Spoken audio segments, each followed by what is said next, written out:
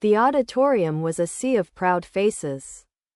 A cacophony of applause and happy tears under the harsh fluorescent lights. I sat in the third row, my phone clutched in my hand, its screen dark and silent. Next to me, the 3 empty seats I had reserved for my parents and my brother were a gaping wound in the middle of the celebration. My daughter, my brilliant, hard-working Maya, crossed the stage, her gown flowing, her tassel swinging. She accepted her diploma with a beaming smile, scanning the crowd for her family. Her eyes found mine, and her smile, while genuine, held a tiny, almost imperceptible flicker of disappointment. She saw the empty chairs. She had known they wouldn't come, but a part of her, the little girl who still craved her grandparents' approval, had held out hope. The ceremony ended. We took photos, just the two of us.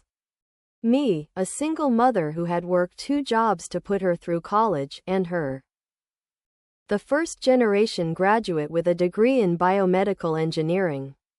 The photos were beautiful, but they felt incomplete. The absence was a physical weight on my shoulders.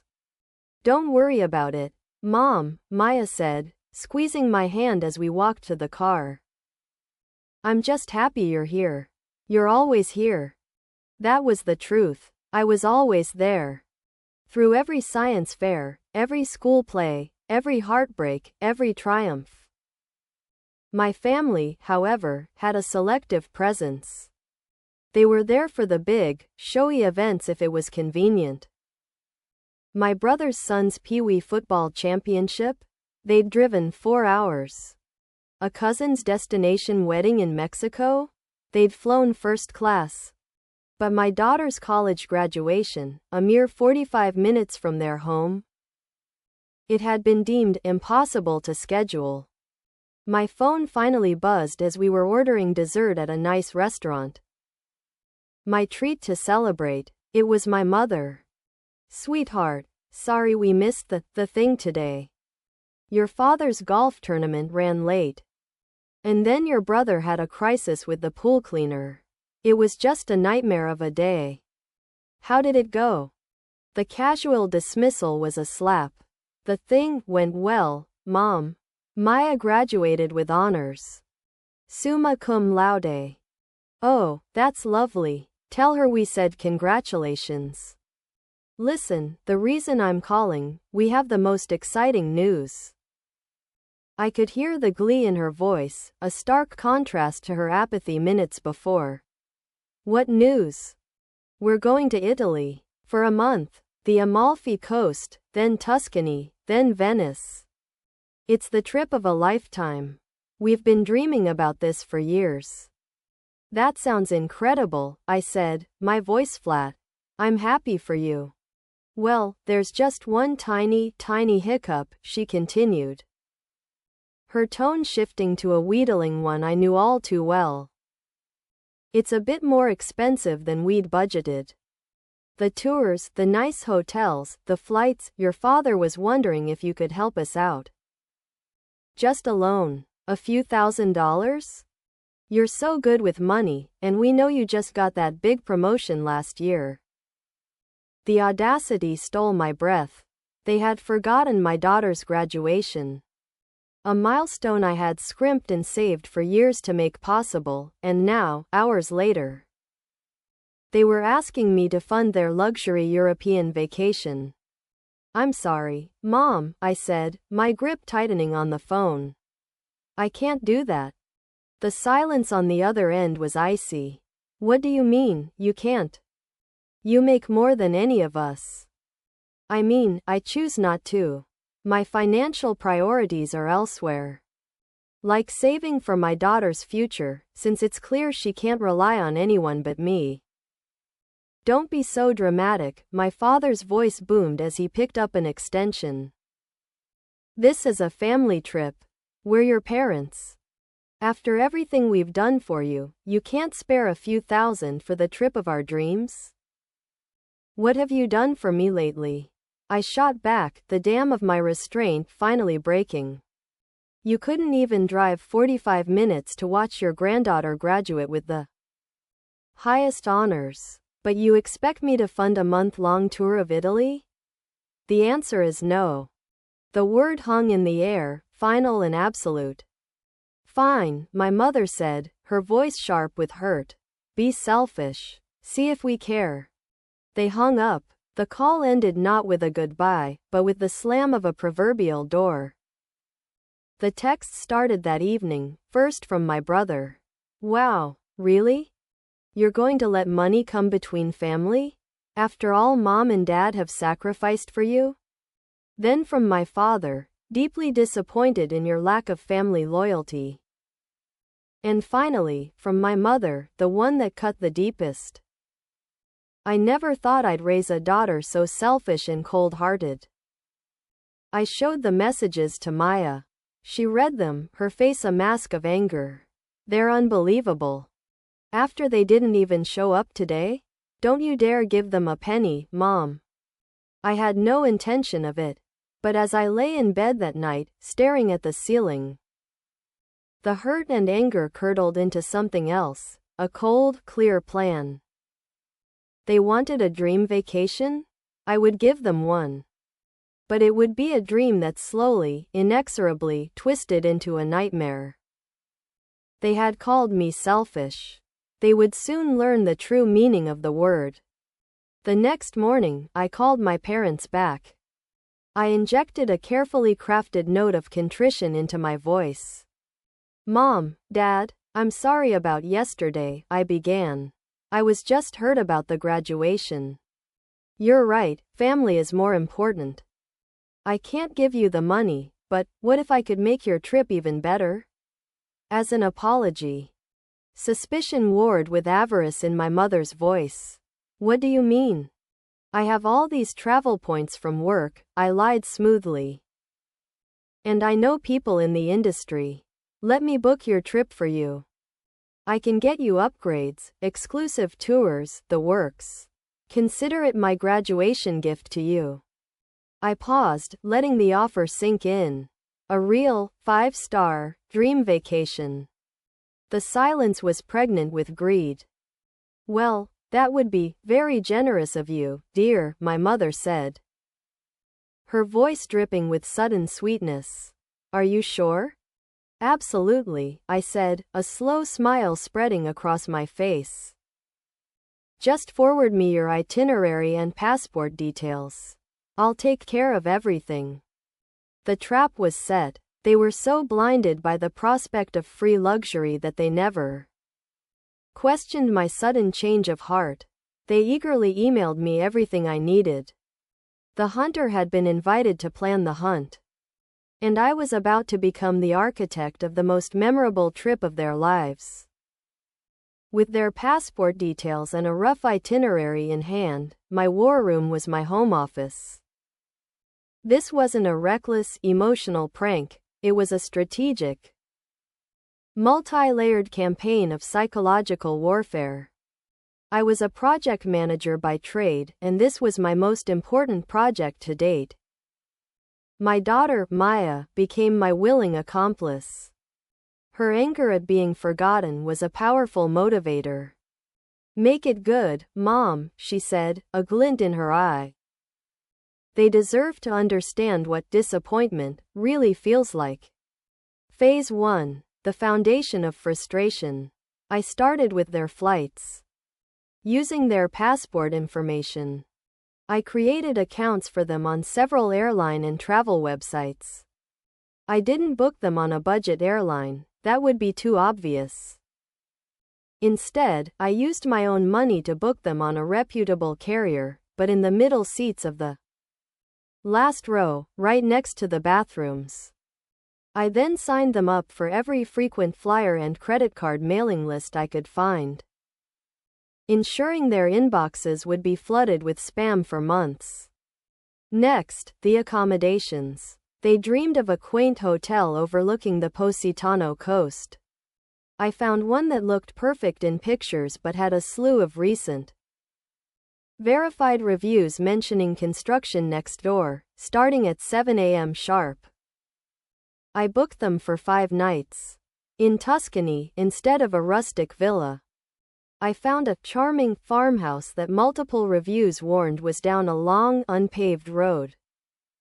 Impossible to navigate without a 4x4, which I made sure not to book for them. For Venice, I secured a room in a hotel that was beautiful but famously located right next to a chorus of church bells that rang every half hour, all night long. Phase 2, the itinerary of inconvenience.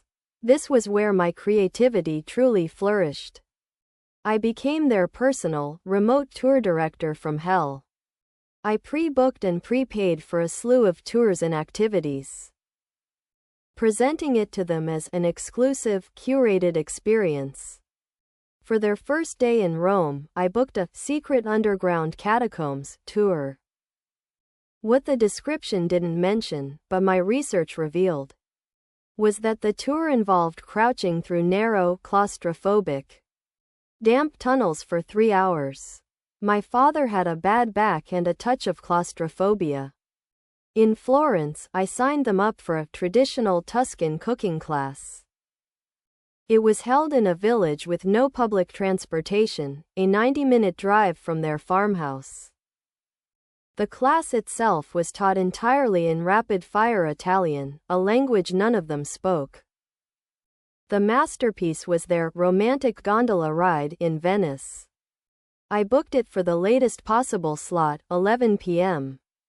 It was atmospheric, yes. It was also, as I knew from a travel blog, the time when all the city's sewage gondolas made their rounds to collect waste from the canals, creating a distinctive aroma. Phase 3, the digital prison. I had their email addresses. I signed them up for every possible service.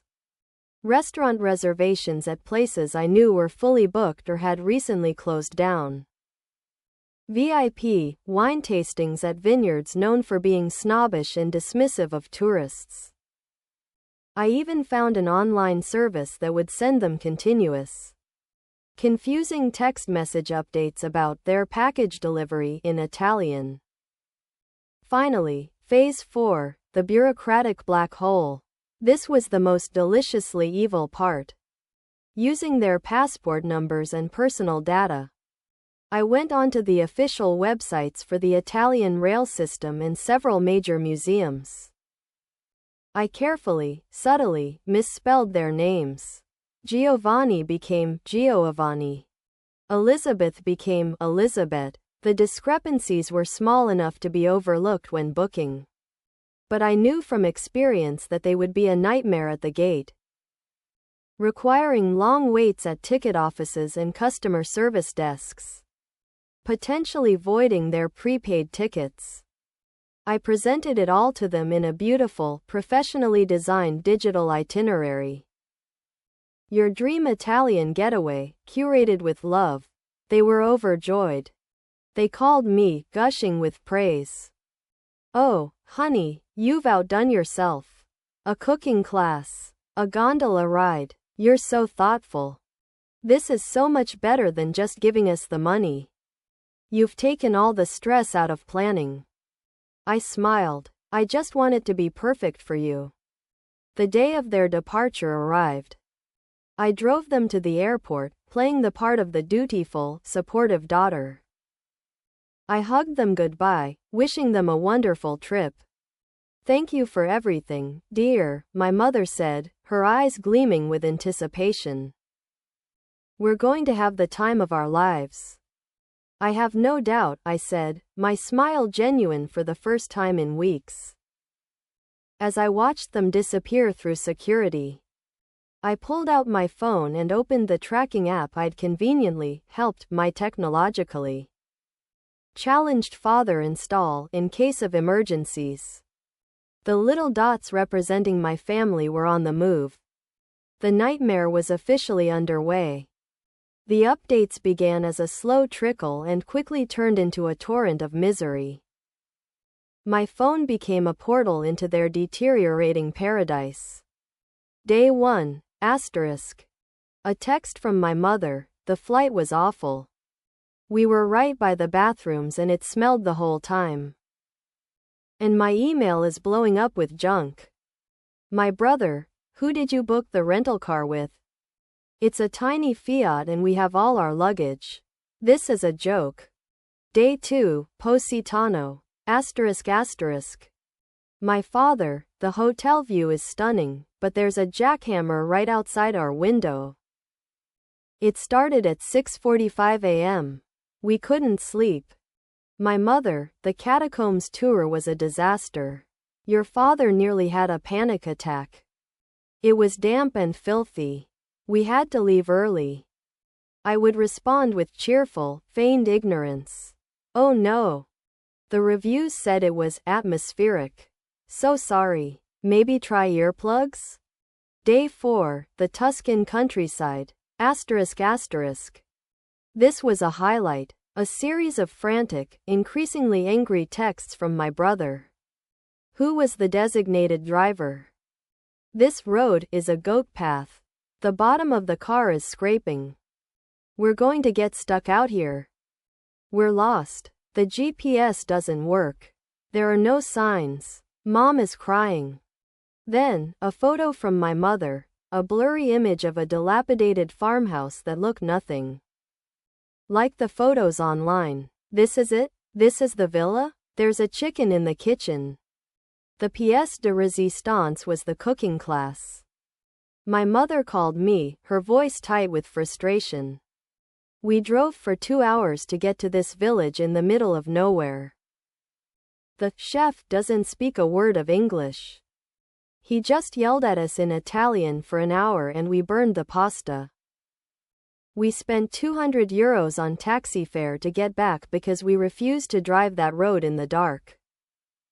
Day 7, Florence. ****. The bureaucratic sabotage began to pay off. My father called, fuming. We got to the Uffizi Gallery and our tickets were invalid. They said the name on the reservation doesn't match my passport. We had to stand in line for 2 hours in the hot sun to buy new ones. The same thing happened with the train to Venice. This is a nightmare. I could hear the exhaustion and rage in his voice. That's so strange, Dad. I typed everything in perfectly. It must be an issue with their system. So sorry. Day 10, Venice. ****. The final act of my operatic revenge. The late-night gondola ride. My brother sent a series of texts that read like a tragicomedy. This has to be a joke. The smell. Oh my God, the smell. The gondolier just farted, loudly. Our romantic ride is taking place behind what appears to be a floating dump truck. Mom is hysterical. The final text from him was a masterpiece. I think I just saw a dead rat float by. This is the worst experience of my entire life. We're cutting the trip short. We can't take it anymore.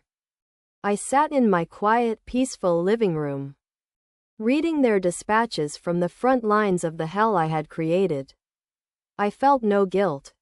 Only a cold, clean sense of justice. They had dismissed my daughter's greatest achievement. They had called me selfish for not funding their leisure. Now, they were experiencing a concentrated dose of the neglect and inconvenience they so casually doled out. They returned home 2 weeks early, looking haggard, sunburned in all the wrong places, and utterly defeated. The trip of a lifetime had broken them. They didn't call me to thank me for my gift. The family group chat was silent. A week after their return, they showed up at my door. Their faces were grim. We need to talk about the trip, my father said, his voice low and dangerous. Of course. Come in, I said, all innocence. How was the rest of it? You left so suddenly. It was a disaster from start to finish, my mother snapped, sinking into my sofa. Everything you booked was a catastrophe. The hotels were nightmares, the tours. The fallout was quiet but absolute. The constant demands for money stopped. The guilt trips about family loyalty ceased. The texts and calls became infrequent and formal, limited to major holidays and birthdays. The dynamic had been permanently reset. My brother, who had borne the brunt of the driving and logistical nightmares, was the most visibly changed. He was coolly polite to me, but there was a new wariness in his demeanor. He had seen the masterfully engineered chaos and wanted no part of it. A few months later, Maya was accepted into a prestigious graduate program on the other side of the country. It was a huge accomplishment. We planned a small, intimate farewell dinner at my house. I sent a simple, polite text invitation to my parents and brother. To my surprise, they all showed up, on time. They brought an expensive gift for Maya and spent the evening engaged in genuine, interested conversation with her about her program and her future. There were no backhanded compliments, no dismissive remarks. They listened. It was the first family gathering in years that didn't leave me feeling drained and resentful. The elephant in the room, the Italian debacle, was never mentioned. But its presence had enforced a lasting peace. They had learned the cost of taking me for granted. After dinner, as we were cleaning up, my mother lingered in the kitchen with me. She's really something, she said, her voice soft. You've done an amazing job with her. Thank you, Mom, I said, wiping a counter. I had to. She only had me. My mother flinched, the barb landing exactly as intended. She took a deep breath. I think we made a mistake. With the graduation. It was unimportant to us, but it was everything to her. To you. I stopped cleaning and looked at her. It wasn't a full apology, but it was an acknowledgement. For her, that was a monumental step. I know you'll never believe me, she continued. But that trip, it gave us a lot of time to think. Cooped up in those awful rooms, missing trains, we had nothing to do but talk. And we realized, we've been careless with you. I said nothing. I just let the words hang in the air. We always thought you were the strong one. That you didn't need us. We took you for granted. We see now that wasn't fair. It wasn't, I agreed quietly. She nodded, her eyes glistening. We're going to try to do better. With Maya, with you. And to my astonishment, they did. The change wasn't overnight, and the deep wound of the past wasn't magically healed, but a new, more respectful relationship began to slowly form. They called Maya regularly. They remembered her birthday without a reminder from me. They treated my time and my boundaries with a new level of respect. The other day, my father called. He didn't ask for anything. He just wanted to tell me about a documentary he'd seen that he thought I'd like. It was a small thing, but it was everything. I hung up the phone and looked around my home. It was peaceful. Maya was thriving. The constant, low-grade anxiety of familial obligation and disappointment was gone. They had called me selfish for not funding their vacation. In a way, they were right. My revenge was selfish. It was an act of profound self-preservation. I had prioritized my well-being and my daughter's worth over their entitlement. I had taken their dream trip and turned it into a crucible that forged a new, healthier dynamic. The cost of that gift vacation was a few $1,000s of my own money. The return on that investment was priceless, their silence, their respect, and my freedom. The nightmare I engineered in Italy had, ironically, ended the nightmare of our relationship. They got their dream trip, and I got the last laugh, a quiet, peaceful laugh that echoed in the new space I had carved out for myself and my daughter. A space where we were finally, and unequivocally, valued.